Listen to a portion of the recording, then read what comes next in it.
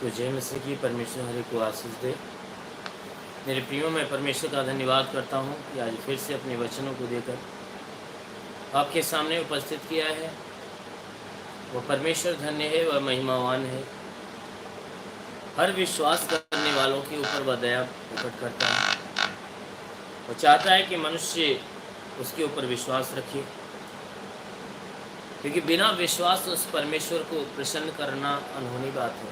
वचन कहती है कि बिना विश्वास परमेश्वर को खुश करना अनहोनी बात है। इसलिए उसके पास आने वालों को विश्वास कर लेना चाहिए। इसलिए जितने लोग उसके पास आते हैं उन्हें उस परमेश्वर के ऊपर विश्वास कर लेना चाहिए। इसलिए मेरे प्रियो, जैसा वचन बताती है कि बिना विश्वास से हम उस परमेश्वर को खुश नहीं कर सकते, तो हमें परमेश्वर से पाना है, जीवन प्राप्त करना है, सुख शांति चंगाई पाना है, तो हमें परमेश्वर के ऊपर विश्वास रखना होगा। अगर पूर्ण विश्वास से उस परमेश्वर के अधीन हो जाएं और उसकी महिमा, उसका धन्यवाद करें, तो जरूर है कि वह स्वर्ग का परमेश्वर हम पे अपना प्यार बरसाएगा और हमारे जीवन की सारी जरूरतों को, सारी आवश्यकताओं को वो पूरा कर देगा। इसलिए आइए हम सबसे पहले उस परमेश्वर का धन्यवाद करते हैं। आंखों को बंद करें और सब लोग मिलकर हम परमेश्वर का धन्यवाद करें। हे स्वर्ग और पृथ्वी के प्रभु, मैं तेरा धन्यवाद करता हूँ। जगत के निर्माण करता मैं तेरा धन्यवाद करता हूँ। संसार के उद्धार करता मैं तेरा धन्यवाद करता हूँ। जगत के ज्योति मैं तेरा धन्यवाद करता हूँ। हे पिता परमेश्वर, सृष्टि के मालिक, धरती पे अन्न उपजाने वाले पिता, मैं तेरा धन्यवाद करता हूँ। जगत के पालनहार परमेश्वर, मैं तेरा धन्यवाद करता हूँ। हे परमेश्वर, तूने बड़े ही सामर्थ्य अपनी बड़ाई भुजा से इस आकाश और पृथ्वी को बनाया। तेरी निगाहें 24 घंटा मनुष्य की चाल चलन पर टिकी रहती है। तेरा नाम सेनाओं का यहोवा है। तू ही सच्चा दायित्व परमेश्वर, तू ही जगत का कर्ता, जगत का दाता। हे परमेश्वर, तो पूर्वजों के अधर्म के पाप का बदला उसके बाद उसके वंशज के लोगों को देता है और हर एक के चाल चलन के अनुसार, उसके कर्म के अनुसार उसके फल को देता है। वो मेरे महान पराक्रमी परमेश्वर, सेनाओं के यहोवा, तू अपने पवित्र तेजस्वी सामर्थी बलवंत हाथों को नीचे बढ़ा, ताकि तेरे पवित्र सेवक यीशु के नाम से हर एक के जीवन में अद्भुत चिन्ह और चमत्कार प्रकट हो। क्योंकि परमेश्वर तू महान है, तू सर्वशक्तिमान है, तू दयालु, दया का सागर, प्रेम का सागर, मुक्ति का दाता, क्षमा का दाता, शांति का दाता, तू हजारों पे करुणा बरसाता है।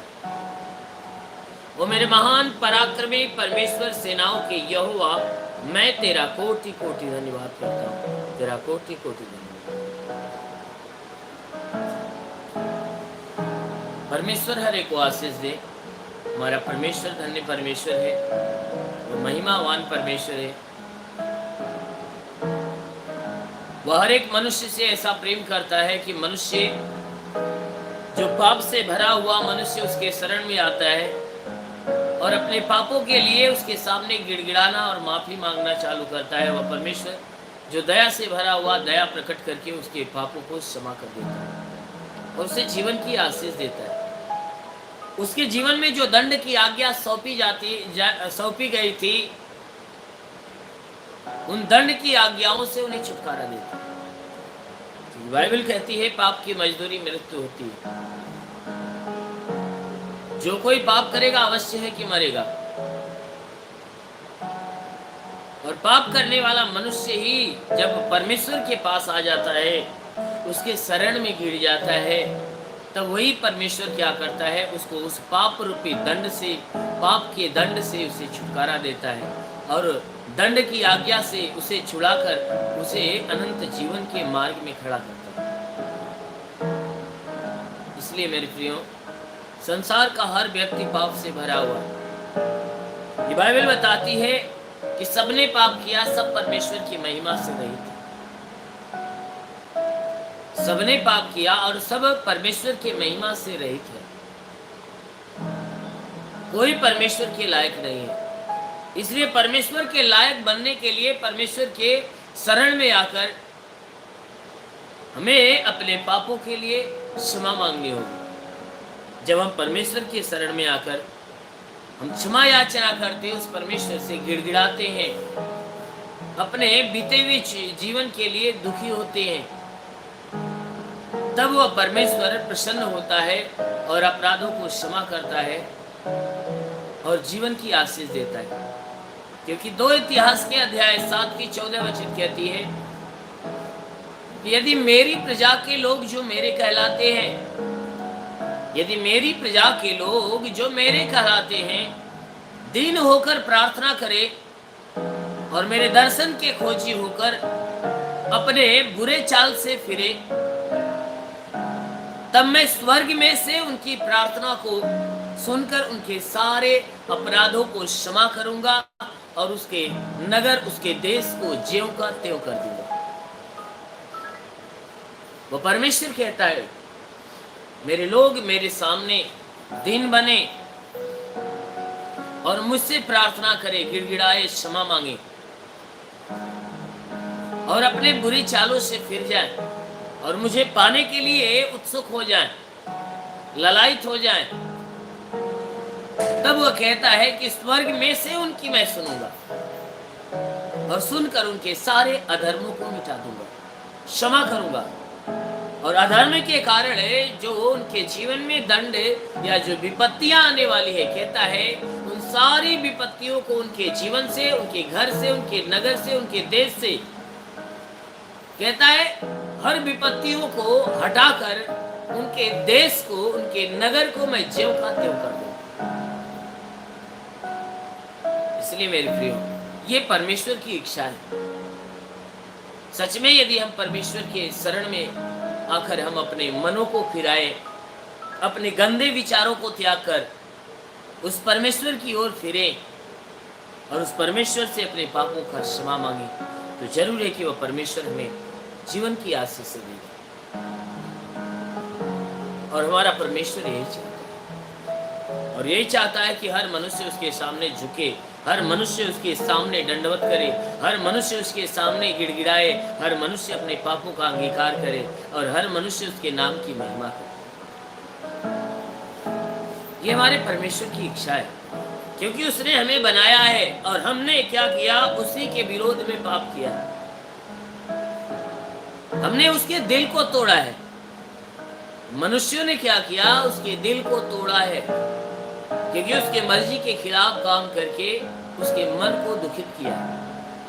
इसलिए उसके मन को फिर से ज्यों का त्यों करने के लिए हमें परमेश्वर की शरण लेनी होगी और अपने मनों को फिराकर उसके सामने पश्चाताप करना और क्षमा मांगना होगा, उसकी महिमा करना होगा, तब वह परमेश्वर प्रसन्न होगा।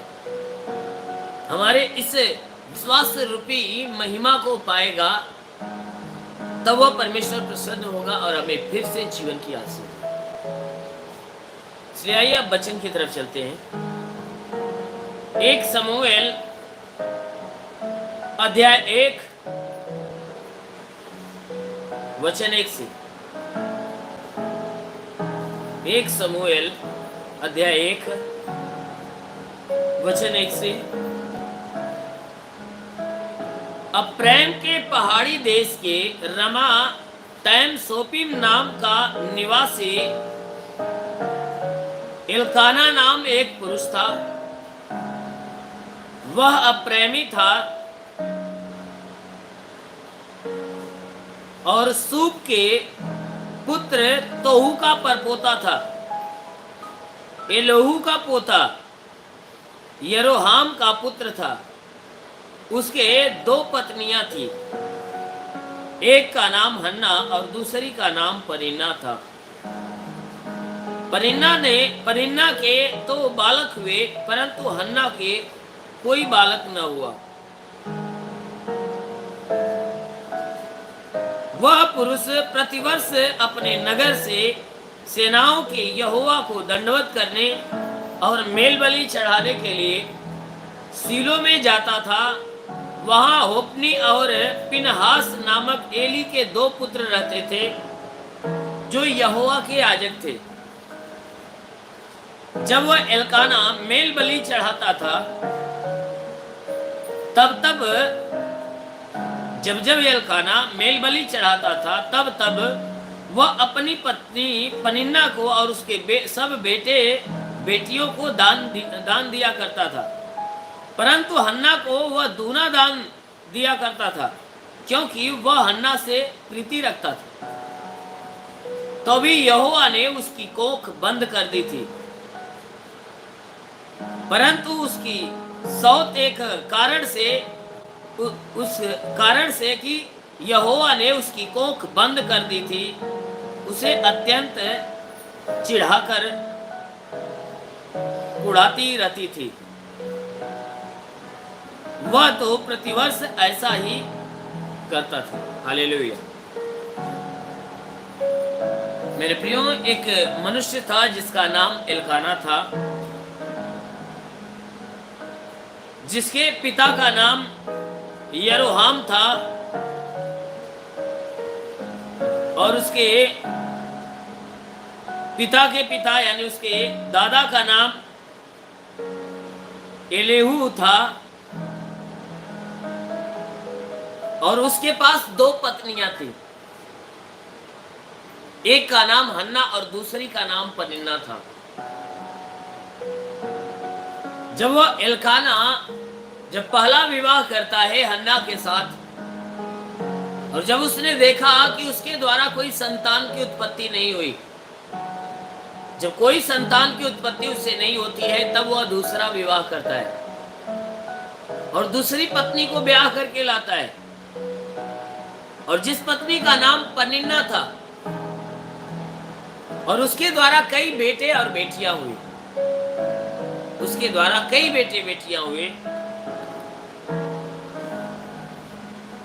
और वह जो एल्काना था, वह हर वर्ष क्या करता था, अपने नगर से, अपने गांव से परमेश्वर को दंडवत करने के लिए वह मेल बलि चढ़ाने का काम करता था।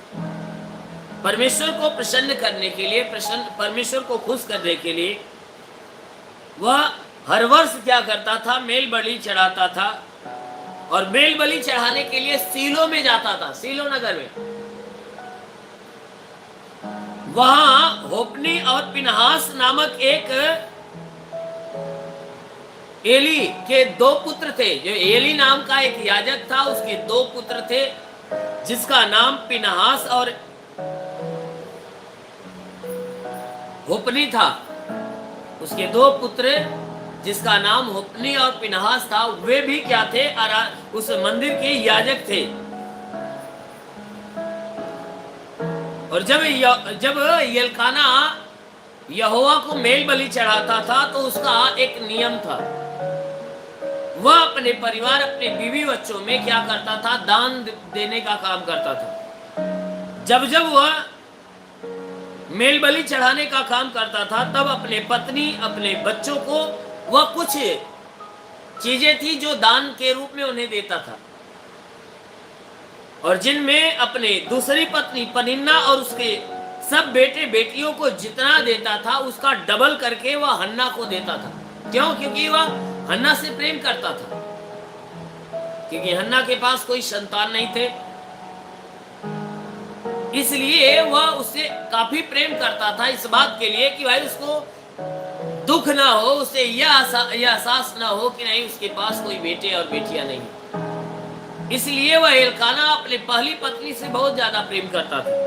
और जब वह मेलबली का काम करता था, तो अपने दूसरी पत्नी और उसके बेटे बेटियों को जो कुछ देता था, उसका डबल करके वह हन्ना को देता था। इसलिए कि उसके पास संतान नहीं थे, परमेश्वर ने उसके कोख को बंद कर दिया था। परंतु उसकी जो सौतन थी पनिन्ना, उसके संतान न होने के कारण से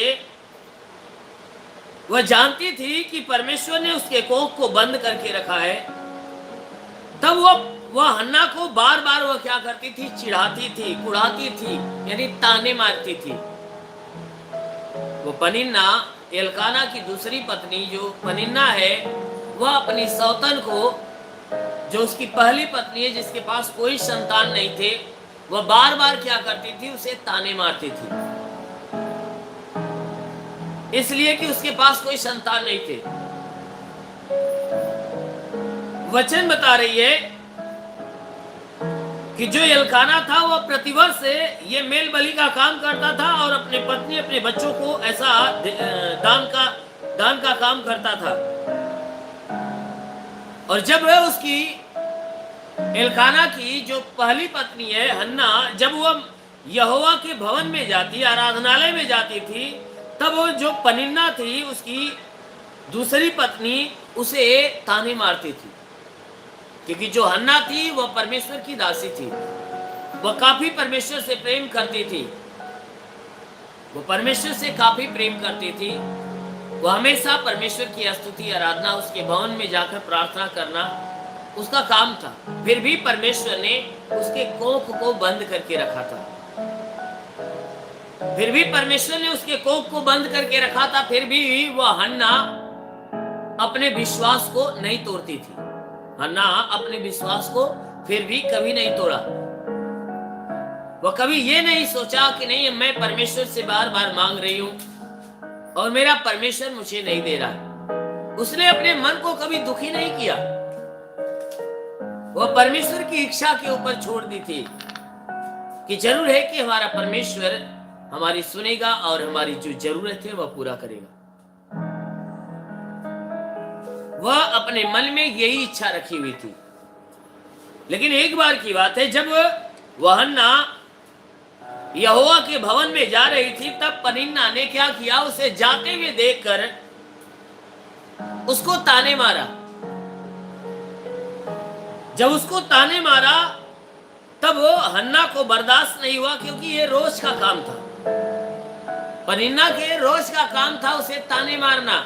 जब भी वह परमेश्वर के पास जाती थी तो तमाम शब्दों का यूज करके उसे ताने मारती थी कि अरे तू क्या बार बार परमेश्वर के पास जा रही है, जब वह तुझे तेरी कोखे को बंद कर दिया है तो तू क्या जा रही है, तुझे कोई संतान होने वाला नहीं है। यानी तमाम तरह के उसको ताने मारती थी कि भाई तू बांझ है, ये है वो है। क्योंकि औरतों को ताना मारती है जब, तो बहुत अजीब ढंग का शब्द यूज करके मारती है और वह शब्द उसके लिए बहुत भारी पड़ता है। ठीक उसी प्रकार जो पनिन्ना थी वह हन्ना को इसी प्रकार जो है कि उसे ताना मारना चालू किया। और जब उसने उसे ताना मारा तो जो हन्ना थी उसको काफी तकलीफ हो जाती है, काफी उसे कष्ट होता है और काफी वह दुख से भर जाती है और वह रोना चालू करती है। और वह काफी इतना रोती है कि वह खाना पीना छोड़कर वह मारे दुख में होकर वह बिलक कर रोना चालू करती है। जब ये खबर एल्काना को मिलती है, जब एल्काना उसके पति को यह खबर मिलती है कि पनिन्ना ने उसे ताना मारा और एल्काना को बहुत तकलीफ हुई और वह जाकर किसी कोने में वह रो रही है, तब एल्काना को जब पता लगता है तो एल्काना अपने पहली पत्नी हन्ना के पास जाकर उसे मनाता है और मनाकर उससे कहता है कि हे हन्ना तू क्यों रोती है। कहता है कि हे हन्ना तू क्यों रोती है और तूने खाना क्यों नहीं खाया, तू रोने का काम क्यों करती है, तू खाना क्यों नहीं खाती है, तेरा मन उदास क्यों है। अब उसे मनाने के लिए वह एल्काना वह तमाम तरह का उपाय करता है कि उसके मन का जो बोझ है वह हट जाए। उसके मन के बोझ को यानी उसके दुख के बोझ को हटाने के लिए उसके हृदय के अंदर से तब वह कहता है, उसे तमाम तरह का सवाल करता है, हे हन्ना तू क्यों रोती है और तू खाना क्यों नहीं खाई, तेरा मन उदास क्यों है, क्या तेरे लिए मैं 10 बेटों से भी अच्छा नहीं हूं। उसने हन्ना को दिलासा देने के लिए कहा, हे हन्ना अब तू बता, क्या अगर तेरे पास 10 बेटे पैदा होते, जितना तेरे लिए करते, जितना तेरी सेवा करते, क्या उन 10 बेटों से ज्यादा मैं तेरी सेवा नहीं करता। वो कह रहा है कि क्या तेरे लिए मैं 10 बेटों से भी अच्छा नहीं हूं। कहता है 10 बेटे अगर रहते तो तेरी सेवा इतनी नहीं करते, तेरी देखभाल नहीं करते, लेकिन मैं तो तुमसे इतना प्रेम करता हूं, तुम्हारा इतना ख्याल करता हूं कि 10 बेटों से ज्यादा प्यार तुम्हें देता हूं। वो कहता है कि क्या तुम्हें ये बातें नहीं लगता कि मैं 10 बेटों से ज्यादा तुम्हें प्यार देता हूं। वो बहुत बातें कहकर उसे समझाने की कोशिश किया, लेकिन उस हन्ना के दिल में जो चुभन हो रही थी पनिन्ना के शब्दों का, वह चुभन उसके अंदर से जा नहीं रही थी। वह तुरंत क्या करती है, वहां से उठती है और सीलो में अपने घर से वह क्या करती है, तुरंत उठती है और जहां पर परमेश्वर का भवन था उस भवन के पास भागे दौड़े जाती है। परमेश्वर के भवन में भागे दौड़े जाती है और जब वहां मंदिर के पास पहुंचती है तो वहां चौखट के बगल में जाकर बैठ जाती है। जो मंदिर में प्रवेश करने का जो फाटक था, जो दरवाजा था, उसमें प्रवेश करती है और चौखट के बगल में ही जाकर बैठती है। और उस मंदिर के भीतर जो मंदिर का याजक था, जिसका नाम एली था, वह भी एक कुर्सी पे बैठा हुआ हर एक आने जाने वालों को वह निगरानी करता था। और जब हन्ना जाती है तो उसको भी उसने देखा कि वह आई और वह चौखट के बगल में जाकर बैठा। और जब वहां पे बैठा तब वो उस हन्ना का मन बहुत व्याकुल हो रहा था। वह बहुत काफी तकलीफ में थी, बहुत व्याकुलता में भरी हुई थी। और वह बहुत व्याकुलता में होकर वह परमेश्वर से प्रार्थना करती है। और परमेश्वर से प्रार्थना करके वह बिलक बिलक रोने लगी और कुछ शब्द परमेश्वर से कहने लगी। वहां परमेश्वर के सामने जाती है। मंदिर में जाने के बाद वह रोती है, बिलकती है और बिलक बिलक कर वह परमेश्वर के सामने मन्नतें मांगना चालू करती है। कहती है कि हे सेनाओं के यहोवा परमेश्वर, यदि तू अपने दासी के दुख पर सचमुच दृष्टि करे और मेरी सुधि ले और अपने दासी को भूल न जाए और अपने दासी को पुत्र दे, तो मैं उसे उसके जीवन भर के लिए यहोवा को अर्पण करूंगी। हालेलुया।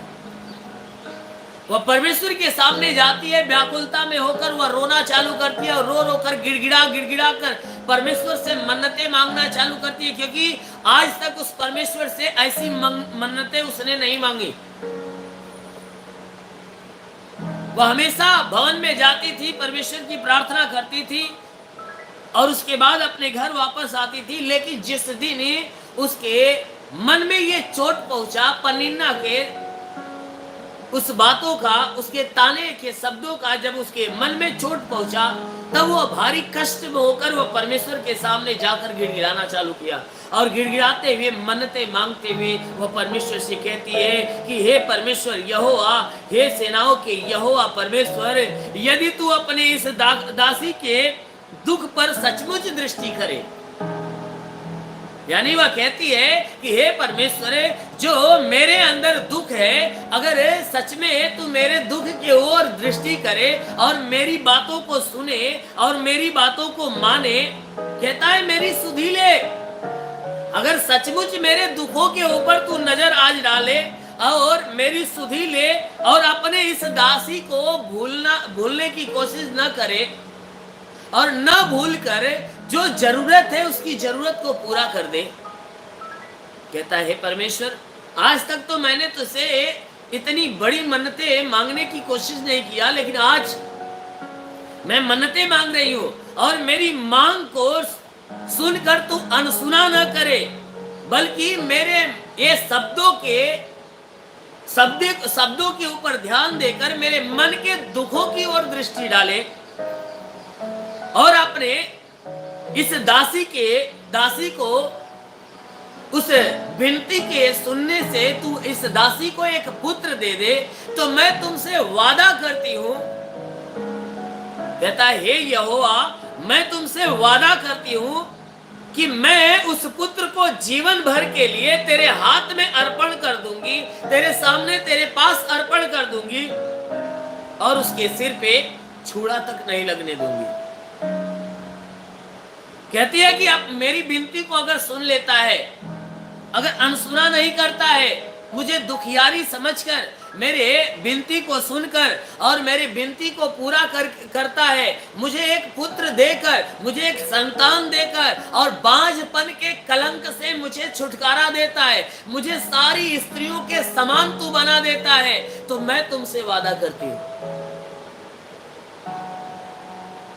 कहता है आज तक तो मैं ये नहीं मांगी, लेकिन हे प्रभु आज मैं तुझसे मन्नतें मांग रही हूं कि आज मुझे सारी नारियों के समान बना दे, सारी स्त्रियों के समान बना दे और मेरी मन्नतों को पूरी कर दे। तो मैं तुमसे वादा करती हूं कि जो पुत्र तू मेरे गर्भ में देगा, मैं वह पुत्र जब पैदा होगा तो मैं वादा करती हूं कि उसके सर पे मैं कभी छुरा लगने नहीं दूंगी, बल्कि उसको हमेशा हमेशा के लिए, आजीवन के लिए तेरे हाथ में सौंप दूंगी, तेरे पास अर्पण कर दूंगी। मुझे हमेशा के लिए वह पुत्र चाहिएगा नहीं, बल्कि मेरे तन से, मेरे कोख से एक पुत्र दे दे, ताकि मैं सारी नारियों के समान बन जाऊं, ताकि ये बांझपन का जो कलंक है मेरे ऊपर से हट जाए। कहता है प्रभु मेरी विनती को सुन ले, क्योंकि आज तक तू मेरे ऊपर दृष्टि दिया कि नहीं दिया मैं तुझसे कभी कहने नहीं गई,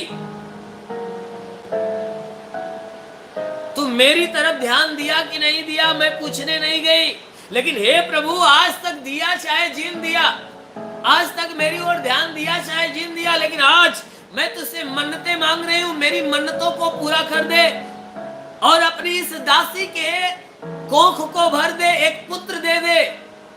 तो मैं वादा करती हूं कि वह पुत्र तेरे हाथ में सौंप दूंगी, उसके सर पे छुरा तक नहीं लगने दूंगी।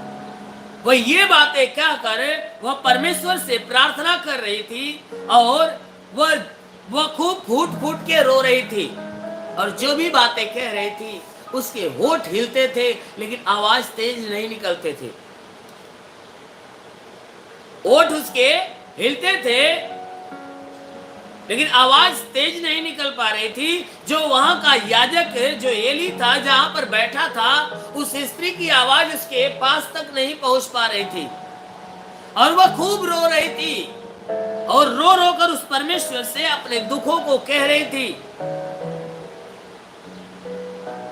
तब क्या होता है कि जब उसके रोने की प्रक्रिया और ओठ हिलने की प्रक्रिया को, जब वो दास जो याजक जो था जिसका नाम एली था, जब वो उसकी तरफ दृष्टि डालता है, हन्ना की तरफ, उसके होठ हिल रहे थे, आवाज उसके पास नहीं जा पा रही थी। तब वो एली समझता है कि लगता है कि ये नशे में है, लगता है ये मदिरा उदिरा पी कर आई है और यहाँ बैठकर ये रो रही है। जो दास एली था उसको ये समझ में आता है ये स्त्री लगता है कि कोई नशा में है, कोई शराब वराब पीकर यहाँ पे आई है। तब वो एली उठता है और उस स्त्री के पास जाकर उस स्त्री से कहता है, हन्ना से कहता है कि हे स्त्री तू कब तक नशे में रहेगी, तू अपना नशा उतार ले। कहता है कि हे स्त्री तू कब तक नशे में रहेगी, तू अपने नशे से बाहर निकल। तू यानी उसको समझ में आया कि वह नशा में होकर आकर यहाँ पे रो रही है, इसलिए वह कहता है कि तू कब तक यहाँ बैठी रहेगी, तू अपने नशे से बाहर निकल। वो ये बातें उसे कह रहा था, समझा रहा था। तब तक हन्ना उसकी बातों को सुनने के बाद कहा, नहीं हे मेरे प्रभु मैं तो दुखियारी हूं। कहता मैं नशे में नहीं हूं। वह दास एली से कहती है, ये उस वहां का जो याजक था, वह हन्ना उस याजक से कहती है कि हे मेरे प्रभु, हे प्रभु के दास, कहती है कि मैं कोई नशा करने वाली स्त्री नहीं हूं। कहता है मैं वैसी स्त्री नहीं हूं, मैं ओछी स्त्री नहीं हूं। कहता है कि मैं तो दुखियारी हूं, मैं दुख से भरी हूं। मैं ना तो दाख मधु पी हूं और ना ही मदिरा पी हूं। मैंने अपने मन की बात खोलकर यहोवा से बस कहा कि जो तू मुझे रोते हुए बिलखते हुए देखा ना, तो मैं अपने मन के दुखों की बातों को उस परमेश्वर से कह कर रोने का काम कर रही हूं। कि परमेश्वर मेरे दुखों को सुने और मुझे इस दुख से, इस विपत्तियों से बाहर निकाले। ना ही मैं दाख मधु पीकर दाख मधु के नशे में हूं, ना ही मदिरा के नशे में हूं। कह रहा है कि मैं मदिरा और दाख मधु के नशे में नहीं हूं। मैं तो एक दुखियारी हूं और अपने दुखों को परमेश्वर से कह रही हूं। अपनी दासी को ओछी स्त्री न जान। जो कुछ मैंने अब तक कहा है वह बहुत ही शोकित होने और चिढ़ाई जाने के कारण कहा कि जो कुछ मैंने परमेश्वर से कहा ना, कहा बहुत बहुत मैं दुखी होने के बाद परमेश्वर से ये बातें कह रहा हूं। बहुत चिढ़ाई जा, यानी ताना सुनने के बाद, क्योंकि मैं ताने सुन सुनकर थक गई हूं। मैं ताने के शब्दों को सुन सुनकर थक गई हूं और मैं दुख से भरी हुई हूं और वह दुख मुझे सहन नहीं हो रहा है। इसलिए मैं अपने दुखों को परमेश्वर के पास आकर उसको अपने दुखों को सुना रही हूं, क्योंकि हर रोज मुझे ताने सुनने होते हैं। मैं दुखियारी स्त्री हूं, मैं बांझ, मेरे कोख को परमेश्वर ने बंद करके रखा है। इसलिए मैं परमेश्वर से मन्नतें मांग रही हूं कि परमेश्वर मेरी कोख को खोले और मुझे सारी स्त्रियों के समान बना दे। इतनी बातें जब वो एली सुनता है और सुनने के बाद तुरंत क्या होता है, परमेश्वर की आत्मा उस एली के भीतर आ जाती है। तुरंत परमेश्वर की आत्मा उस एली के भीतर आती है और जब एली के भीतर परमेश्वर की आत्मा आती है, एली के जुबान से उस हन्ना के लिए आशीष के शब्द निकलते हैं और वह एली उस हन्ना के लिए कहता है, हे स्त्री तू कुशल से चली जा, इजराइल का परमेश्वर तुझे मनचाहा वर दे। कहता है, हे स्त्री अब तू कुशल से यहां से चली जा, क्योंकि वह सेनाओं का यहोवा परमेश्वर, इजराइल का परमेश्वर तुम्हें मनचाहा वर दे। जब ही उसके जुबान से ये आशीष के शब्द निकलते हैं, तब तक जब ही शब्द निकलते हैं तब तक वह दासी यानी वह हन्ना तुरंत बोल पड़ती है, कहती है कि तेरी दासी तेरे दृष्टि में अनुग्रह पाए। यानी कि वह तुरंत हन्ना कहती है कि तेरे द्वारा दिए गए जो अनुग्रह के शब्द है, आशीष के शब्द है, मेरे ऊपर प्रकट हो जाए। उसने तुरंत उस आशीषों को ग्रहण किया। सिर्फ सुना नहीं, जब ही एली क्या करता है, वह याजक क्या करता है, हन्ना को आशीष देता है कि इजराइल का परमेश्वर यहोवा तुम्हें मनचाहा वर दे। तुम्हारे मन में जो इच्छाएं, जो मनोकामनाएं, तेरी मनोकामनाओं को वह परमेश्वर पूरा कर दे। और वह तुरंत ये शब्द सुनते ही कहा कि तेरे बातें अनुग्रह के रूप में मेरे ऊपर प्रकट हो जाए। और इतनी बातें कहते ही वह तुरंत उठती है और खुश हो जाती है, मगन होकर वह अपने घर चली गई और जाकर वह खुशियों में भरकर वह भोजन करती है। जब एली ने उसे आशीष के वरदान दिए, आशीष के शब्द दिए, वह तुरंत उन शब्दों को ग्रहण करती है और ग्रहण करते ही उसके मन का जो बोझ होता है, हृदय का जो बोझ होता है, तुरंत समाप्त हो जाता है और उसके मन में एक अजीब सा आनंद उठता है और उस आनंद में वह आनंदित होती है और तुरंत जो है कि वहाँ उस भवन से उठती है, मंदिर से वह उठती है और निकलती है और सीधे घर जाती है और घर जाने के बाद वह अपने मन से वह भोजन ग्रहण करती है और बहुत आनंदित हो जाती है। फिर क्या होता है, उसके बाद एल्काना अपनी पहली पत्नी हन्ना के पास जाता है। उसके बाद हन्ना गर्भवती होती है और गर्भवती होने के बाद समय के अनुसार वह एक पुत्र को जन्म देती है। वह गर्भवती होती है और समय के अनुसार वह हन्ना एक पुत्र को जन्म देती है। जो हन्ना उसके पहले बांझ के नाम से जानी जाती थी, जिसके पास कोई संतान नहीं थे, जो बार बार ताने सुना करती थी, जिस दिन यहोवा के पास जाती है, अपने आंसुओं को बहाती है और अपने दुख को सुनाती है, उस दिन यहोवा ने उसके ऊपर तरस खाया, परमेश्वर ने उसके ऊपर दया की और अपने दास एली के द्वारा उसे मनचाहा वरदान की आशीष दिया। और जब वो आशीष को पाती है उसके बाद वह गर्भवती होती है, और जब उसका गर्भ पूरा होता है वह एक पुत्र को जन्म देती है, और जिस पुत्र को जन्म देती है उसका नाम समूएल रखती है। उसका नाम समूएल रखती है। क्यों? क्योंकि वह कहने लगी कि मैंने यहोवा से मांगकर इसे पाया है। वह समूएल इसलिए रखा क्योंकि उसने यहोवा से मांगा और यहोवा ने उसे दिया और उसने पा लिया, इसलिए उसका नाम समूएल रखा। फिर एल्काना अपने पूरे घराने समेत यहोवा के सामने प्रतिवर्ष की मेल बलि चढ़ाने और मन्नत पूरा करने के लिए फिर उस मंदिर में जाता है। यानी जैसे हर वर्ष वह मेल बलि चढ़ाता था और जैसा उसका काम था उस काम को करने के लिए फिर क्या करता है, वहां पे जाता है।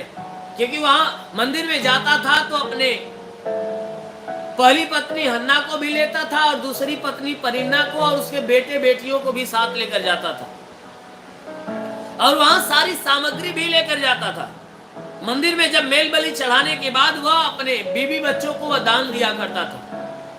और हर साल की तरह इस बार भी वह क्या करता है कि मेल बलि चढ़ाने के लिए और मन्नती पूरी करने के लिए वह वहां पे गया। परंतु हन्ना अपने पति से, जब हन्ना से कहा चलने के लिए, तो हन्ना क्या करती है, अपने पति एल्काना से विनती करती है यह कहकर कि जब तक बालक का दूध छूट नहीं जाएगा तब तक मैं इसे अपने पास रखूंगी। वो कहती है कि मैं अभी उस आराधनालय में परमेश्वर के पास नहीं जाऊंगी, क्योंकि मैं जाऊंगी तो क्या करने के लिए, इस बालक को जो उस परमेश्वर ने दिया है, जो मैंने मांगा तो उसने दिया, तो उसको उसके हाथ में अर्पण करने के लिए ही जाऊंगी। इस बार मुझे मत लेकर जा, क्योंकि अभी ये क्या करता है, मेरे छाती का दूध पीता है। और वह हन्ना ने कहा कि जब तक मेरा दूध ये पीता रहेगा तब तक इसे मेरे पास रहने दे। एल्काना कहता है भाई तूने वादा किया था परमेश्वर से, अब तुझे वह सारी नारियों के समान बना दिया, तुझे एक पुत्र दे दिया, तूने पुत्र के लिए वादा किया कि भाई सर पे तू छुरा नहीं लगने देगी और उसको उसके हाथ में सौंप देगी, तो भाई समय आ गया, चल इसी पे सौंप दे। तब वो कहती है कि नहीं, अभी मुझे मत लेकर जा। कब तक? कि जब तक ये दूध को छोड़ न दे, जब तक इसका दूध छूट न जाएगा तब तक मैं उसको ले आऊंगी, जब दूध छूट जाएगा तब उसको ले आऊंगी, कि वह यहोवा को मुंह दिखाए और वहां सदा बना रहे। कहता है मैं यहोवा के पास, परमेश्वर के पास तभी लेकर जाऊंगी कि जब यह मेरा दूध छोड़ देगा। उसके पति एल्काना ने उससे कहा कि जो तुझे भला लगे वही कर। एल्काना कहता है भाई ठीक है, जो तुझे अच्छा लगता है वही कर, जब तक तू उसका दूध न छुड़ाए तब तक यही ठहरे रह, केवल इतना हो कि यहोवा अपना वचन पूरा करे। कहता है कि यहोवा के वचन के ऊपर सिर्फ ध्यान देना, लेकिन जब तक यह दूध नहीं छोड़ता है तब तक तू यही घर पे पड़ा रह, तू वहां न जाना, लेकिन ध्यान रहे कि तू यहोवा के वचन को न भूलने पाना, उसका वचन पूरा होना चाहिए। जो तूने उससे वादा किया उसके वादा को जरूर पूरा करना। क्योंकि भाई ऐसे माहौल में जो स्त्रियां हैं जिनके पास कोई संतान नहीं है, अगर बहुत दिन के बाद अगर एक संतान हो जाएगी तो अपने बच्चे के प्रति उसे ढेर सारा मोह माया लग जाता है, वह सारी बातों को भूल जाती है अपनी मोह माया, अपने स्वार्थ के चक्कर में। इसीलिए एल्काना ने कहा भाई ठीक है, लेकिन परमेश्वर की वचन पूरा होना चाहिए, जो तूने कहा है वो पूरा होना चाहिए। जब तक तुझे रखना है रख ले, लेकिन फिर क्या करना है कि इस बच्चे को उस परमेश्वर के हाथ में सौंपना होगा। और वह स्त्री करती क्या है कि वही घर पे रह कर जब तक उसका दूध न छूट गया तब तक उसे पिलाती रही। जब उसने अपना दूध छुड़ाया तब उसको अपने संग लेकर उस आराधनालय में, उस भवन के पास लेकर गई। जब वह उसका बच्चा यानी समूएल जब अपने माँ का दूध पीना छोड़ देता है, तब वह हन्ना क्या करती है, अपने बेटे समूएल को लेकर और मेल बलि यानी जितने भी वहां चढ़ावा की सामग्री थी, सारा कुछ लेकर क्या करती है कि उस मंदिर के अंदर जाती है।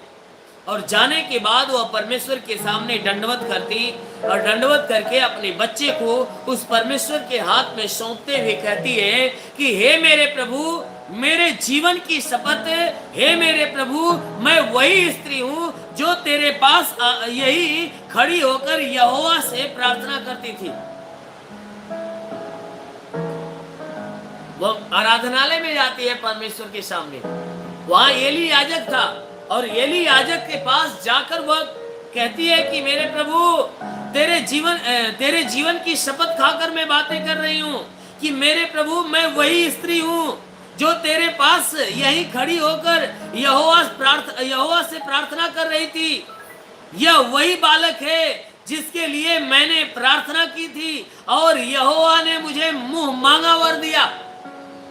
यहोवा ने मुझे मुंह मांगा वर दिया, इसलिए मैं भी उसे यहोवा को अर्पण कर देती हूँ कि यह अपने जीवन भर यहोवा ही का बना रहे। वो कहती है कि मैं अपनी बातों के अनुसार मैं वह काम करने के लिए और सौंप कर घर चली गई। और वही समूएल क्या हुआ कि वही उस याजक एली के पास रहा, उस भवन में रहा, मंदिर में रहा, पला बढ़ा और परमेश्वर ने उसे अपनाया और उसे चुना, उसके ऊपर अपनी आत्मा उतारा और उसे अपने अभिषेक में भर दिया। और वही समूएल जाकर भविष्यवक्ता बना, वही समूएल भविष्यवक्ता बना कि जो हन्ना का संतान था, हन्ना ने वादा किया, परमेश्वर तू देगा, मैं तुझे सौंप दूंगी, बस मुझे इस कलंक से छुड़ा ले।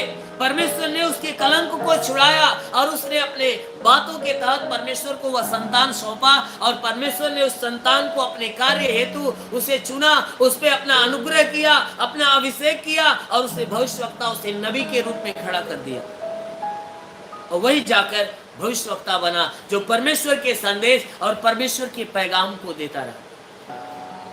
इसलिए मेरे प्रियो, यदि सच में हम परमेश्वर के पास आकर उससे गिड़गिड़ाना चालू करें, उससे मांगना चालू करें, तो जो खुद कहता मैं दयावान हूं, जो दया से भरा हुआ, करुणा से भरा हुआ वो परमेश्वर है, अवश्य है कि वह आपके ऊपर दया करेगा, आपको हर बीमारी बंधनों से वह चंगा करेगा। ये नहीं कि अब चंगा करेगा। जितने लोग उस परमेश्वर के ऊपर विश्वास किए, जितने लोग उसके सामने घुटने टेके, आज के पहले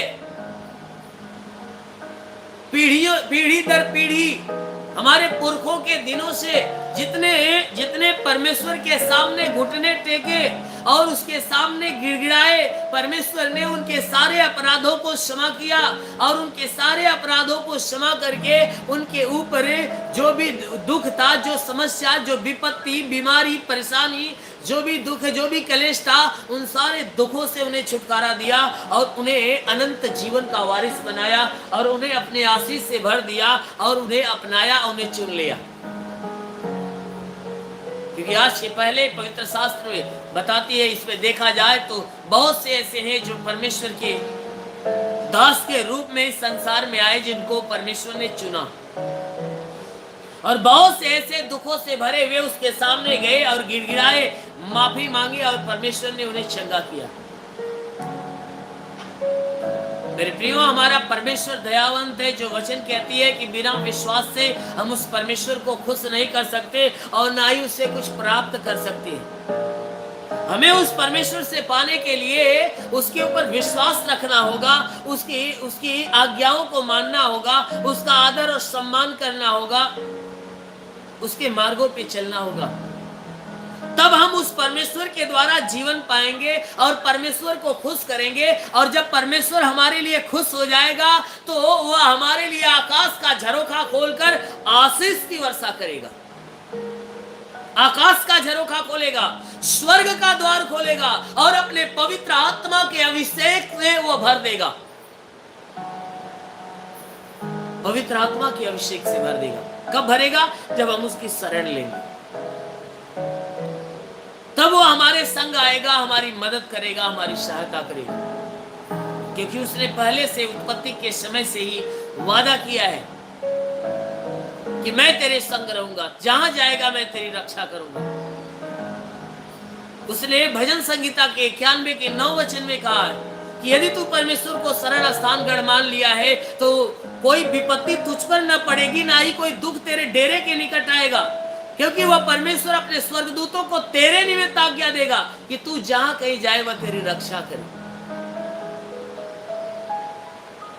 वह कहता है कि जब तू परमेश्वर को अपना शरण स्थान और गढ़ मान लेता है, अपने जीवन का आधार मान लेता है, उसको अपने जीवन का जरिया मान लेता है, सब कुछ मान लेता है,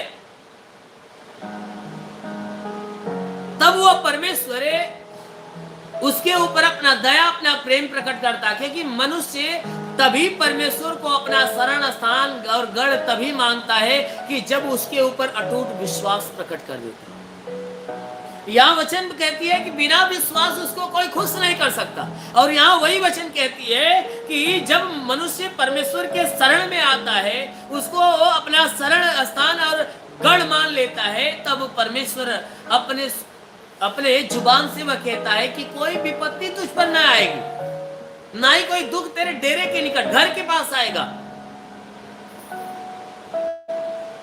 वह सदियों से ये बातें कहता है, आज नया करने वाला नहीं है, आज नया करने वाला नहीं है कि नहीं परमेश्वर किसी को अब चंगा करेगा या किसी के विपत्तियों से अब छुटकारा देगा, दुखों से अब छुटकारा देगा। हमारा परमेश्वर सदियों से जितने लोग उसके शरण में आए और अपने पापों का अंगीकार किए और उसकी महिमा किए, उसके सामने घुटने टेके और अपने जीवन का आधार माने, परमेश्वर हर एक के ऊपर दया दृष्टि किया, हर एक को अपनाया और हर एक के ऊपर प्रसन्न होकर उन्हें आकाश के झरोखे से अपनी आशीष उड़ेला, हर एक को अपनी पावर से भर दिया, हर एक को हर प्रकार का वरदान दिया, हर प्रकार के दान, हर प्रकार के वरदान से भरता आया।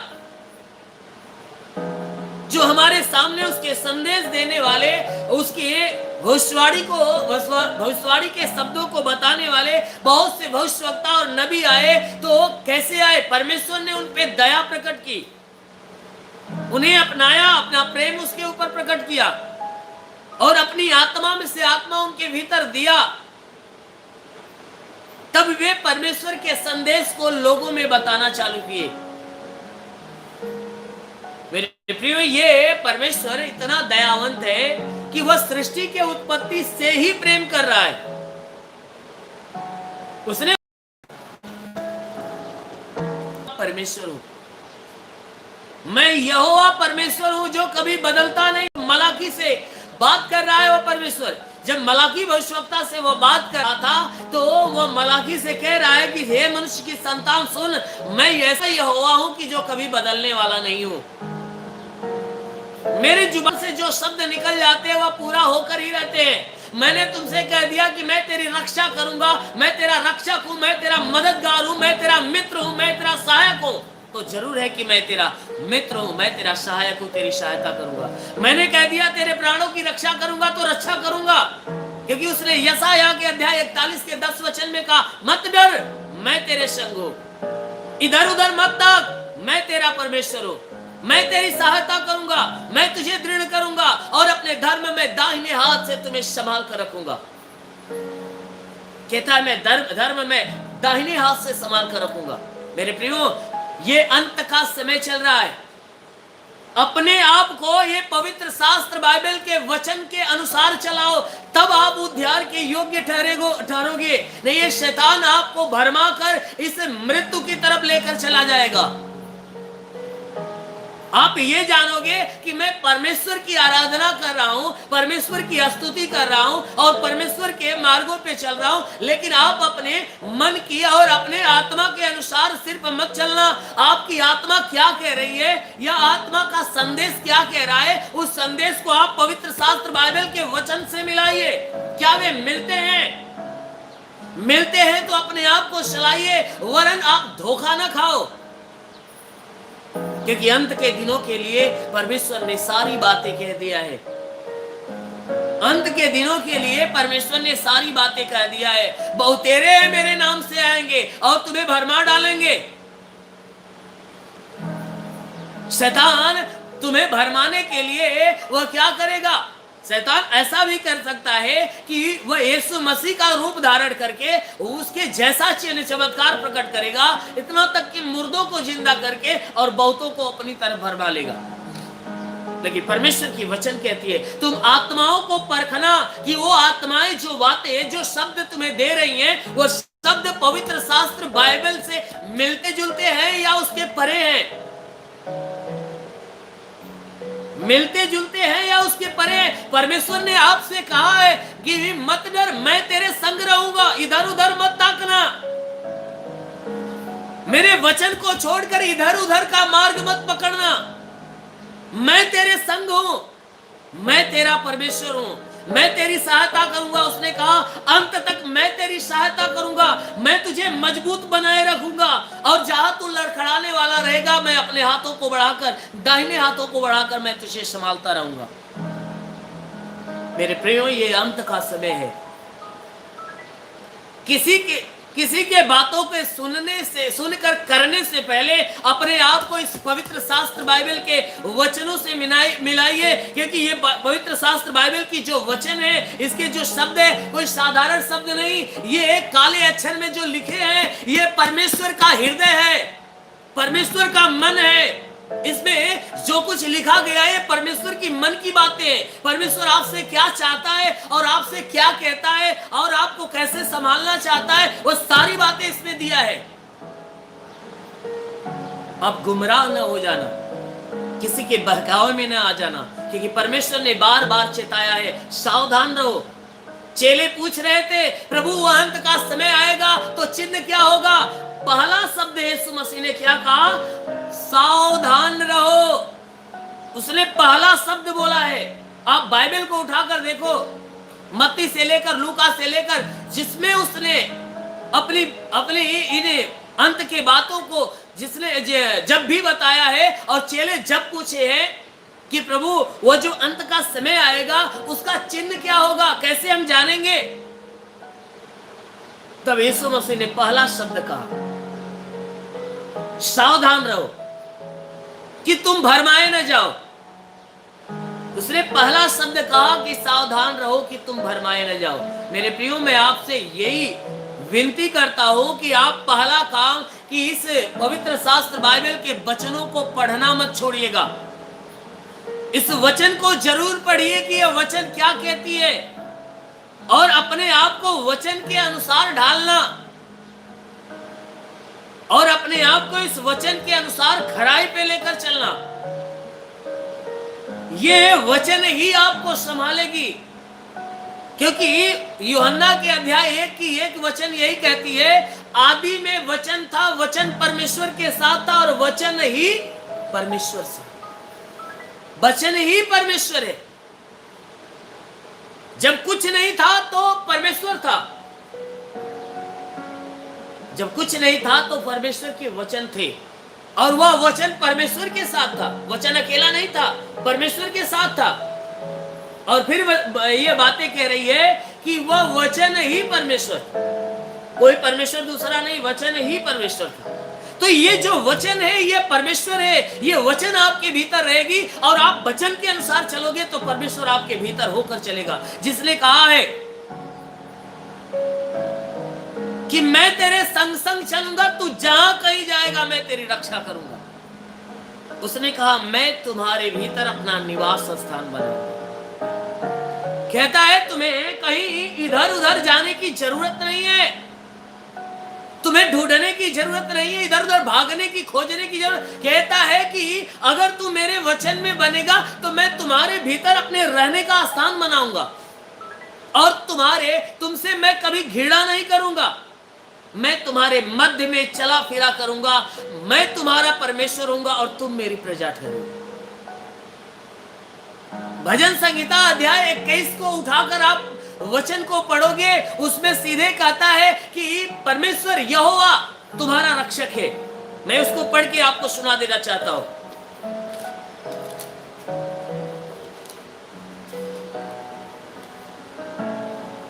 121 भजन संहिता 121 को देखिए। 121 के 5 वचन को देखिए। ये वचन कह रही है, यहोवा तेरा रक्षक है, यहोवा तेरी दाहिनी ओर की आड़ है। यहोवा तेरा रक्षक है, यहोवा तेरी दाहिनी ओर तेरी आड़ है। न तो दिन को धूप से न रात को चांदनी से तुम्हें कुछ हानि होगी। यहोवा सारी विपत्ति से तेरी रक्षा करेगा, वह तेरे प्राण की रक्षा करेगा। यहोवा तेरे आने जाने में तेरी रक्षा अब से लेकर सदा काल तक करता रहेगा। अब से लेकर सदा काल तक, यानी जब तक वह जीवित रहेगा, जब तक वह जीवित रहेगा, वह हम नहीं, वह तब तक आपकी रक्षा करेगा। हमारा परमेश्वर मरने वाला नहीं, वह अनंत काल तक रहने वाला परमेश्वर है। क्योंकि यीशु मसीह जब इस संसार में था, यहां से जब जा रहा था, कहा कि मैं तुम्हें अनाथ नहीं छोड़ूंगा, मैं तुम्हारे पास आता हूं कि संसार नहीं देखेगा, तुम देखोगे, इसलिए कि मैं जीवित हूं, तुम भी जीवित रहो। यीशु मसीह ने कहा, मैं जीवित हूं, तुम्हें जीवित बनाना चाहता हूं, मैं अनंत काल का हूं, तुम्हें भी अनंत काल का बनाना चाहता हूं। इसलिए वचन कहती है कि जो तुम्हारा परमेश्वर है वह सारी विपत्ति से तेरी रक्षा करेगा, तेरे प्राण की भी रक्षा करेगा, तेरे आने जाने में तेरी रक्षा अब से लेकर सदा काल तक करता रहेगा। हमारा परमेश्वर हमारा रक्षक है, वो हमारे प्राणों की चिंता करता है। उसने कहा, वादा किया, मैं तुझे कभी नहीं छोड़ूंगा, कभी नहीं त्यागूंगा। इसीलिए उसने मलाकी से कहा कि मैं यहोवा कभी बदलता नहीं, मैं यहोवा कभी बदलता नहीं। इसी कारण हे याकूब की संतान, तुम नष्ट नहीं हुए। आज जो तुम इतने पाप में गिर गए हो कि तुम्हारे पाप का दंड, तुम्हारा पाप अगर गिना जाए, देखा जाए, तो तुम खड़े होने के लायक नहीं हो, तुम तो पीस देने के लायक हो। लेकिन वह कहता है कि मैंने तुमसे वादा किया है कि मैं तुझे कभी नहीं छोड़ूंगा, कभी नहीं त्यागूंगा। मां त्याग देगी, मैं नहीं त्यागूंगा। कहता है कि मां जन्मा कर त्याग देगी, लेकिन मैं तुझे कभी नहीं त्यागूंगा। उसने वादा किया है, इसीलिए वह कहता है कि मैंने तुमसे वादा कर दिया, तो मैं बदलने वाला ईश्वर नहीं। हे मनुष्य की संतान, तू जो बातें कहता बदल जाता है। अभी तू कुछ बातें कहेगा और थोड़े देर में कुछ और कहेगा, पलटी खा जाएगा, लेकिन मैं जो कह देता हूं वह पूरा करके छोड़ता हूं। वचन कहती है, आकाश टल जाएंगे, पृथ्वी टल जाएंगे, मेरे जुबान से निकला हुआ शब्द नहीं टल सकता। इसलिए उसने कहा कि मैं बदलने वाला ईश्वर नहीं, मैं पूरा करने वाला ईश्वर हूं। कहता है, यही कारण है कि आज तक तुम जिंदा पड़े हो। कहता, हे मनुष्य की संतान, हे याकूब की संतान, यही कारण है कि तुम आज जीवित हो, नहीं तो कब के समाप्त हो जाते। हमारा परमेश्वर जो जीवित परमेश्वर है, वह हमें इसीलिए संभाल कर रखता है कि हमसे वादा किया। एक बार नहीं, वह कितना वादा पूरे बाइबल के अंदर किया है। कहता, मैं तेरे संग संग रहूंगा, तू जहां जाएगा। आप उत्पत्ति 28 की 15 वचन को देखोगे, कहता है, मैं तेरे संग संग रहूंगा, तू जहां जाओगे मैं तेरी रक्षा करूंगा। उसने भजन संहिता के 91 के 9 में कहा है कि जो मुझे अपना शरण स्थान धाम मान लिया, कोई विपत्ति उस पे नहीं आएगी, ना ही कोई दुख उसके घर पे आएगा। क्योंकि वह परमेश्वर क्या करेगा, अपने स्वर्गदूतों को उसके निमित्त आज्ञा देगा कि वह जहां जाएगा वह रक्षा करेंगे, वह जहां जाएंगे रक्षा करेंगे। इसलिए मेरे प्रियो, आप परमेश्वर के अधीन रहिए। परमेश्वर आपको जीवित रखने वाला है, स्वर्ग तक ले जाने वाला है। अवश्य है कि वह आपके प्राणों की रक्षा करेगा। परमेश्वर है, आपके प्राणों की रक्षा करेगा, आपको जीवन देगा, आपको स्वर्ग तक पहुंचाएगा। वह जो आपको जीवन का आधार दे रहा है, कहता है कि उस आधार के अनुसार चल, मेरे सोते के जल को पिया कर।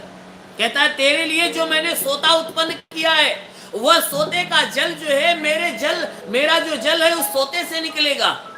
और वह जल मेरे जल से मेल खाएगा, अलग नहीं होगा। वह सोता किसको ठहराया? अपने दासों को ठहराया। कहता है कि उस सोते के जल को तू पहचानना कि क्या वह जल मेरे जल से मिलता है, उसके शब्द, उसके वचन क्या मेरे शब्दों से मिलता है? अगर मिलता है तो उस जल का, उस सोते का जल पिया कर, कहीं तू भरमा न जाना कि उस सोते का जल जो मेरे जल से नहीं मिलता तू पी ले, और पीकर उसी में तृप्त होने की कोशिश कर, और तृप्त होते होते तू मृत्यु को प्राप्त करे। मेरे प्रियो, परमेश्वर ने हर मनुष्य के लिए एक सोता तैयार किया है, और उस सोते से जल पीने के लिए वह सोता तैयार किया है कि तुम इस सोते से जल पिया कर।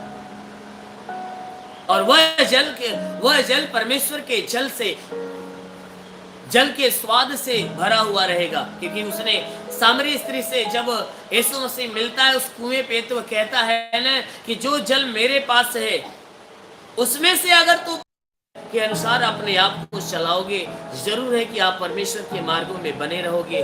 कोई आपको भरमाने नहीं पाएगा, कोई शैतान आपको अपनी तरफ खींचने नहीं पाएगा, बल्कि परमेश्वर की आशीष से और परमेश्वर की छात्र छाया आपके ऊपर बनी रहेगी। जो परमेश्वर ने सिर्फ एक ही बात कहता है कि यदि मेरी प्रजा के लोग जो मेरे कहलाते हैं दीन बनकर मुझसे प्रार्थना करे और मेरे दर्शन के खोजी होकर अपने बुरी चाल से फिर जाएं,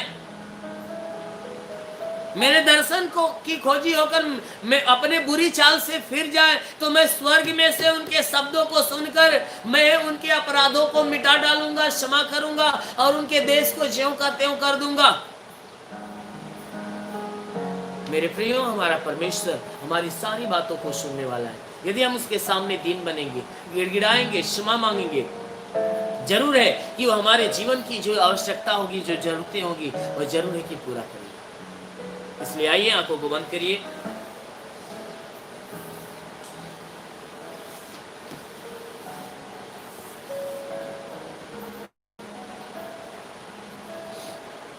आंखों को बंद करिए। सबसे पहले अपने अपराधियों को क्षमा करिए।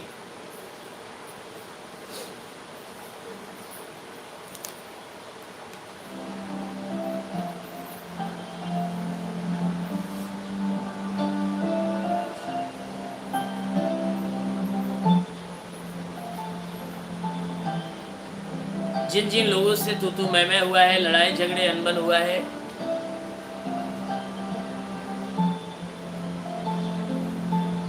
उन्हें क्षमा करिए। जो आपको गाली देते हैं उन्हें क्षमा करिए। जो भला बुरा बोलते हैं उन्हें क्षमा करिए। दाइशा रखते हैं उन्हें क्षमा करिए। अपने घर के हर एक सदस्य को क्षमा करिए।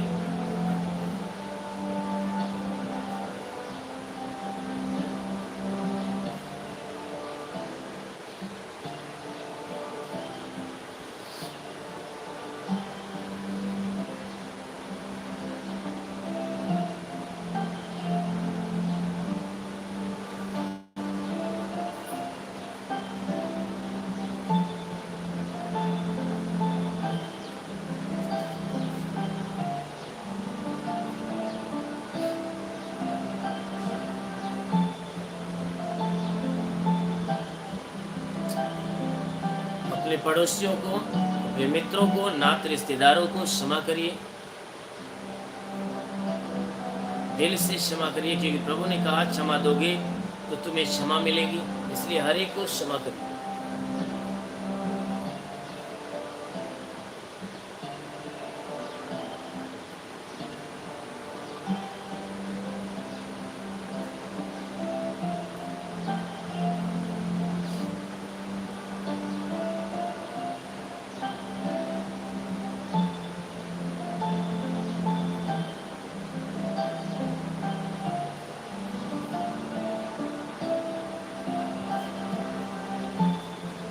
यदि आपने क्षमा कर लिया है तो अपने पापों को याद करके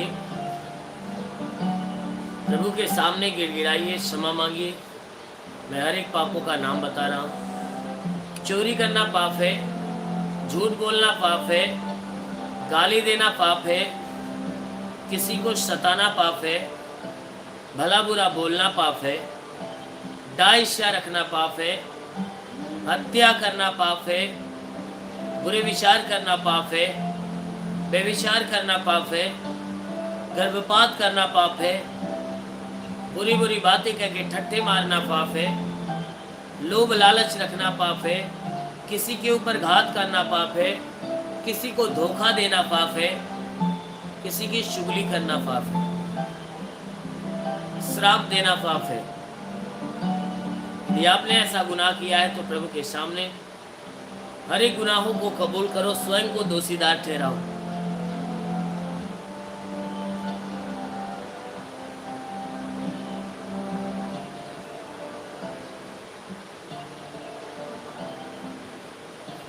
स्वयं को प्रभु के सामने दोषीदार ठहराओ। प्रभु मैं पापी हूँ, मैंने जीवन में चोरी किया है, झूठ बोला है, गाली दिया, भला बुरा, डांस, हत्या, बुरे विचार, व्यभिचार किए, गर्भपात किए, नाना प्रकार के बुरे बुरे काम किए हैं।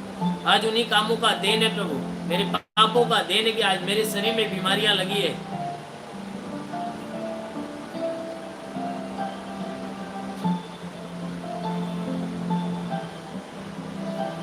मेरे पापों का देन है, मेरे जीवन में दुख है, कलेश, उपद्रव है।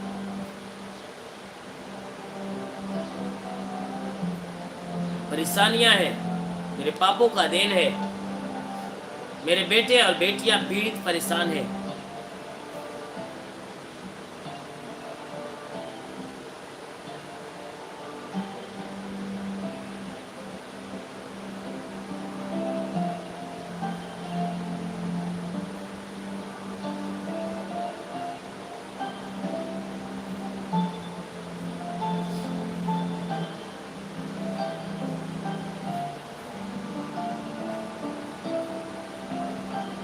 मेरे पापों का देन है कि मेरी पत्नी बीमार है, मेरे पति बीमार है, घर में समस्याएं, परिवार में समस्याएं हैं,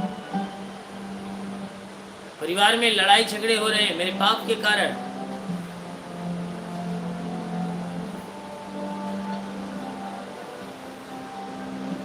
प्रभु मेरे पाप का कारण है, मेरे रोजी रोजगार के अंदर हानियां हैं, नौकरी, बिजनेस, व्यापार के अंदर घटी पे घटी हो रही है।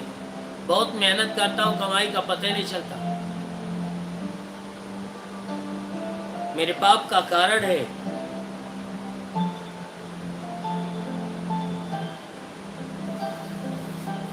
प्रभु मेरे पाप का कारण है कि दुष्ट आत्माएं मेरे जीवन में आती है और तबाहियां मचा मचा कर नाश कर रही है। मैं स्वयं को बचाना चाहकर भी बचा नहीं पाता।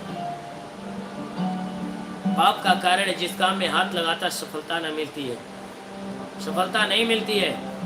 जिस काम के बारे में सोचता हूँ पूरा नहीं होता है।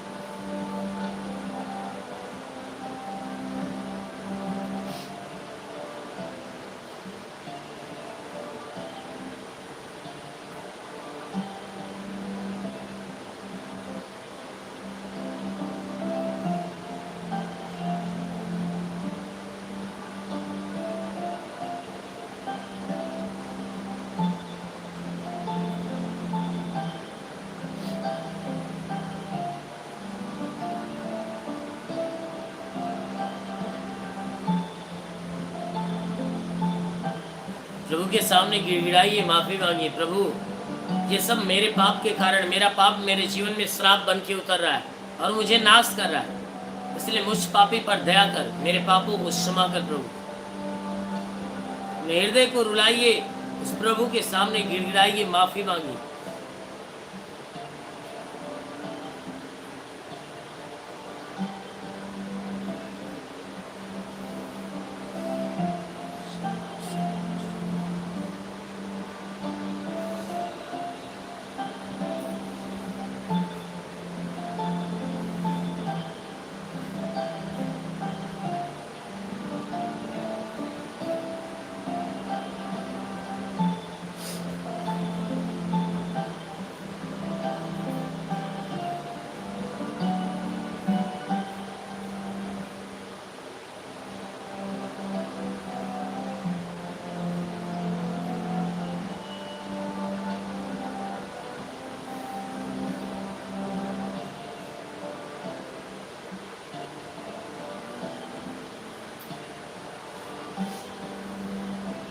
सब लोग मेरे साथ बोलिएगा, हे प्रभु जैसे मैंने अपने अपराधियों को क्षमा किया है, वैसे आप भी मेरे अपराधों को क्षमा करें। आंखों को बंद करिए। जिसके शरीर में एक या दो बीमारी है, बीमारी पे हाथ रखे। जिसके शरीर में कई बीमारी है, दोनों हाथ सिरे पर रखे। और जिसके शरीर में कोई बीमारी ही नहीं है, वो अभी दोनों हाथ सिरे पर रखे।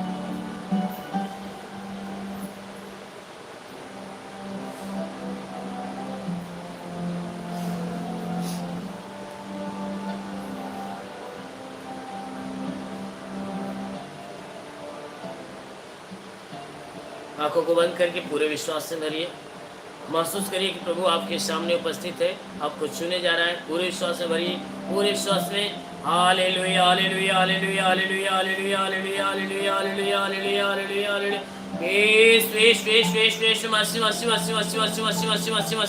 ओ महान परमेश्वर, में प्रार्थना करता तू स्वर्ग और पृथ्वी का मालिक है, तू राजाओं का राजा है, प्रभुओं का प्रभु।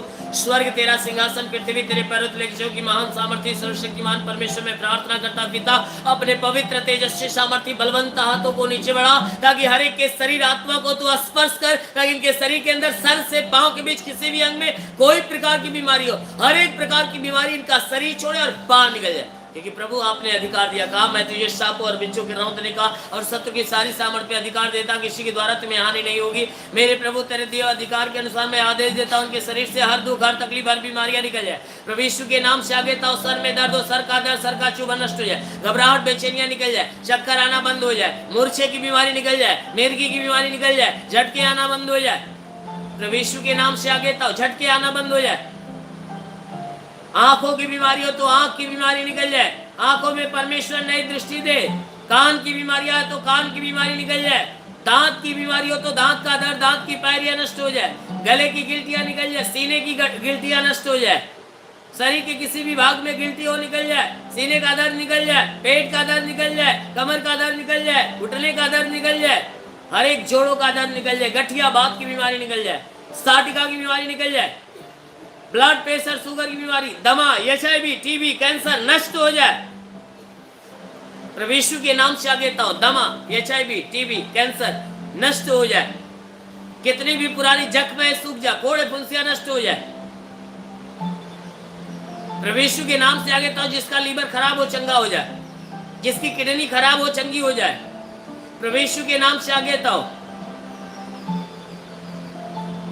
कि जिसके शरीर के अंदर गैस की शिकायत हो, गैस की बीमारी निकल जाए, सूजन हो तो सूजन नष्ट हो जाए, अपेंडिक्स की बीमारी, हार्निया की बीमारी निकल जाए, फाइलेरिया नष्ट हो जाए, थायराइड की बीमारी निकल जाए, जिसका हाथ नहीं उठता उठने लगे, पैर नहीं चलता चलने लगे, जो लकवे का बीमार है चंगा हो जाए, जिसका दिमाग काम नहीं करता काम करने लगे, ट्यूमर की बीमारी निकल जाए, बाबा सिर की बीमारी निकल जाए, बाबा सिर की बीमारी निकल जाए, शरीर के किसी भी भाग में पथरी है पानी बन जाए, जिसके लीवर में सूजन है तो नष्ट हो जाए, आंत में सूजन है तो नष्ट हो जाए।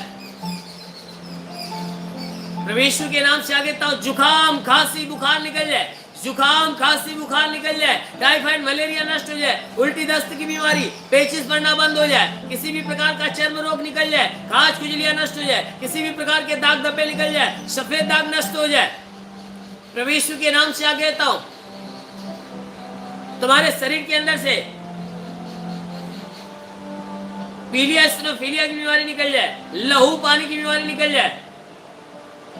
प्रभु यीशु के नाम से आगे ताओ, जिसके पास संतान नहीं उसे संतान मिले, जिसके गर्भ में संतान की उत्पत्ति नहीं होती प्रभु उसे संतान दे, उसके गर्भ को फलवंत करे। प्रभु यीशु के नाम से उसका गर्भ फलवंत हो जाए, उसके गर्भ में संतान की उत्पत्ति हो। प्रभु यीशु के नाम से आगे देता हूं कि तुम्हारे शरीर के अंदर से और तुम्हारे घर परिवार के अंदर से प्रभु यीशु के वचन नाम दुष्ट आत्मा से क्षण शरीर छोड़े और निकल जाए, दुष्ट आत्मा से क्षण शरीर छोड़े और निकल जाए। प्रभु यीशु के नाम से आगे देता हूँ, हर गंदी आत्मा शरीर से निकल जाए। ओ महान परमेश्वर, मैं प्रार्थना करता हूँ कि हे परमेश्वर, हर एक के जीवन में तू बहुतायत की आशीष दे। हे परमेश्वर, हर एक का शरीर तेरे लहू से धोया जाए। हम प्रार्थना करते हैं कि आज के 2000 साल पहले कलवरी कृष्ण ने लहू बहाया था, उस सामर्थ्य लहू के द्वारा हर एक के शरीर को धो दे मेरे प्रभु, ताकि तेरे लहू के धुलने से शरीर बिल्कुल भली चंगी हो जाए, शरीर की सारी बीमारी, सारी परेशानियां दूर हो जाए, हर दुष्ट आत्मा की हरकत से छुटकारा मिले, शैतानी आत्मा नष्ट होने पाए। ओ महान परमेश्वर, हम प्रार्थना करते हैं, हे परमेश्वर, हर एक के जीवन में तू अपना अनुग्रह कर, ताकि तेरे अनुग्रह के द्वारा हर एक का जीवन परिपूर्ण हो जाए। हे परमेश्वर, आकाश का झरोखा खोल और हर एक के ऊपर आशीष आने दे, अपने स्वर्गीय आत्मा से हर एक को भर दे, पवित्र आत्मा हर एक को स्पर्श करे। ओ रेला बासा करे ले बासा करंदा, ओ शेरे बाबा बरा बंदला बसी के ले बाला, ओ से खेरे बारा बारा बंदलो बसूर वासा कलाला। महान परमेश्वर, मैं प्रार्थना करता हूं, अपने पवित्र आत्मा के अभिषेक से हर एक को भर दे, ताकि हे परमेश्वर, हर एक को पवित्र आत्मा सुले मेरे महान परमेश्वर, ताकि के सर से पांव के बीच किसी भी अंग में कोई प्रकार की बीमारी, यीशु के नाम से हर एक बीमारी इनका जीवन छोड़े और बाहर निकलने पाए। अभी कोई भाई है जो बवासीर के तकलीफ से बहुत काफी पीड़ित है। अभी कोई भाई है जिसका नाम मोहित है, कोई भाई है जिसका नाम मोहित है, जिसको बवासीर की तकलीफ है और वह भाई बहुत काफी परेशान है। लेकिन आज प्रभु बता रहा है कि उसे स्पर्श मिल रहा है और आज से उसके बवासीर की बीमारी बिल्कुल खत्म हो रही है।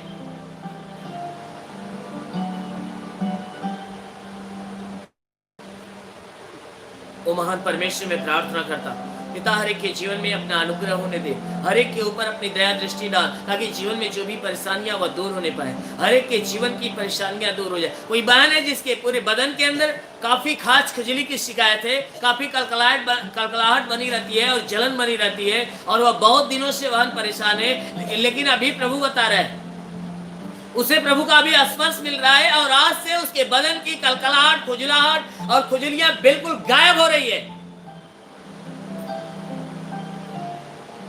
अभी 3 लोग ऐसे हैं जिनको खांसी की तकलीफ है और बहुत दिनों से खांसी आ रही है और उनकी खांसी की तकलीफें नहीं जा पा रही है, लेकिन आज प्रभु का स्पर्श हो रहा है और उनके खांसी की तकलीफें हमेशा के लिए जा रही है।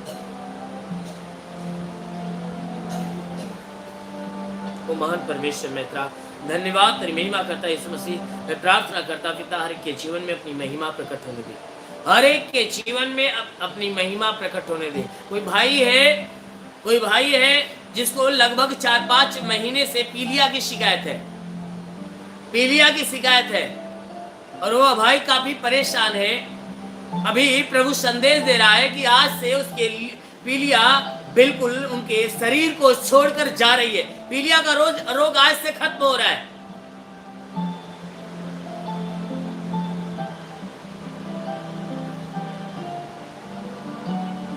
अभी 4 लोग ऐसे हैं जिनके आंखों का प्रॉब्लम, आंखों की तकलीफ है, जिनमें से आंखों से धुंधला दिखाई देता है और आंखों में और नाना प्रकार की तकलीफें हैं। 4 लोग ऐसे हैं जिनकी आंखों में नाना प्रकार की तकलीफ, एक ही तकलीफें नहीं बल्कि धुंधलापन है, हर एक के आंखों में है, लेकिन उसके अलावा भी और तकलीफें हैं। वह तकलीफें अलग अलग है, चारों लोगों को 4 किस्म की तकलीफें है। लेकिन अभी प्रभु बता रहा है उन्हें स्पर्श हो रहा है, उनकी आंखों में प्रभु छू रहा है और उनकी आंखों की तकलीफें, आंख की बीमारियां भी जा रही है। 3 लोग घुटने और कमर के दर्द से चंगे हो रहे हैं।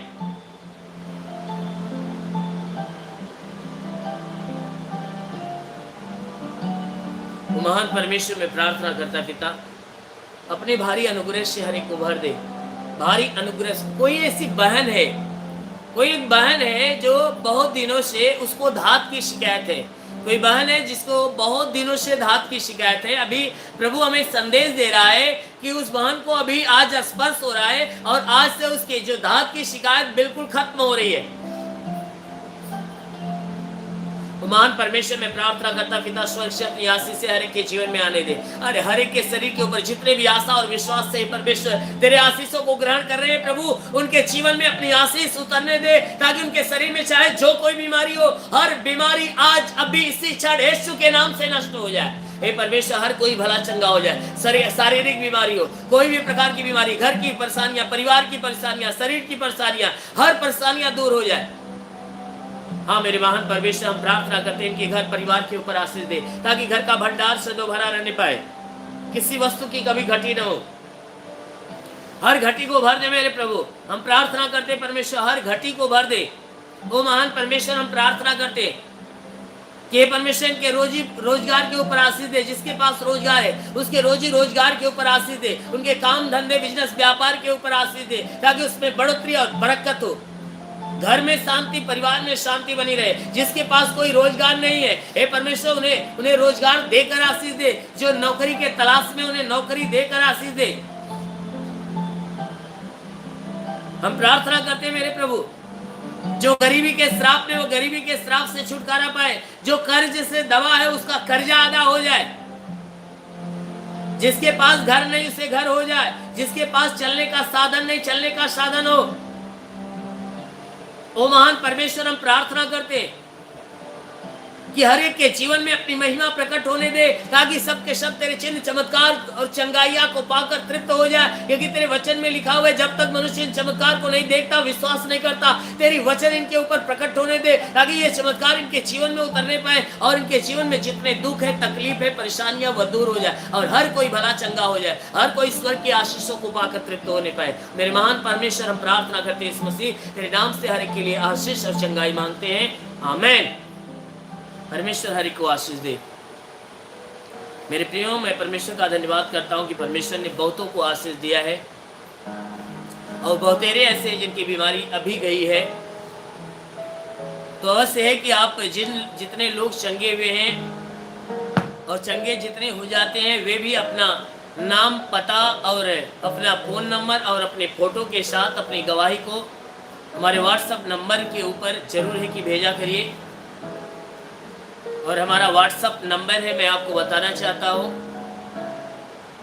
96 48 65 21 60।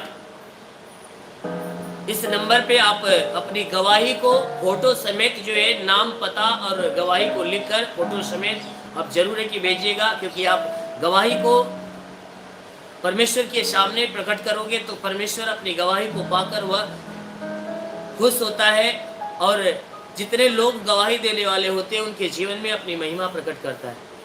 और दूसरी सूचना है कि जितने लोग अपनी समस्या को लेकर ज़्यादा लाचार है, बेबस है, पीड़ित है, दुख में है, तकलीफ में है, प्रार्थना कर रहे हैं, नहीं जा रही है, तो जरूर है कि अपनी समस्या को, अपना नाम, पता लिखना जरूर छोड़िएगा मत, पता जरूर लिखिएगा।